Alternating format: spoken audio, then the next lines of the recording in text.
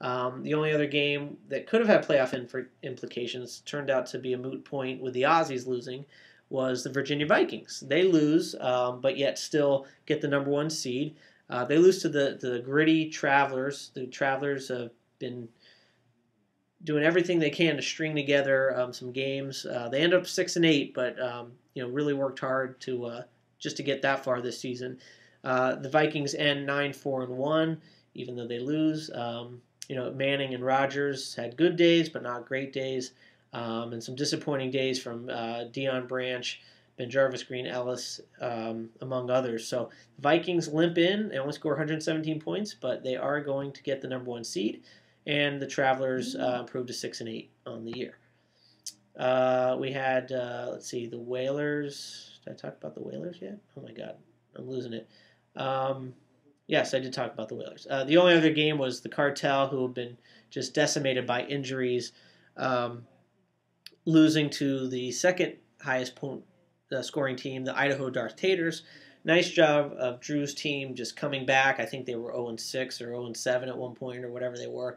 They end up 4-10, still in last place, but they did score a lot of points the last couple weeks. And of course, Maurice Jones-Drew is going to be riding the bench in the losers bracket for the playoffs, which the playoff teams are not going to be complaining about that, not having to face Maurice Jones-Drew and his 43 points. Another high-scoring team with a big zero from Plaxico Burress, but yet Matt Ryan has a big day, and among others. And Darth Taters end up 4-10 in last place, but did score a lot of points. And the Tough Luck Cartel, they're out. They're at 6-8, scoring a decent, too little, too late, 146 points. So that's it for last week. It was actually a really exciting week. Third and Long blew a chance to if they would have won, they would have been in. But as is the case, it didn't happen. So let's look ahead to the playoffs. And like I said before, I really think the lower seeds have the upper hand. In the 1-4 game, we have the Vikings, who at this point are favored by about 5 points. Are they giving or are they getting? Let me see. They're getting 5 points from the Whalers. So the Whalers are a 5-point favorite over the Vikings. We'll have to see who the Whalers put in place of the injured Greg Jennings. See if the Rodgers-Manning combo for the Vikings is going to win them in the playoffs.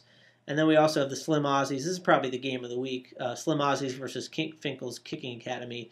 The Aussies, have a pretty good season, scored a lot of points, but injuries are really hurting with Matt Forte out and not knowing what to expect with Andre Johnson.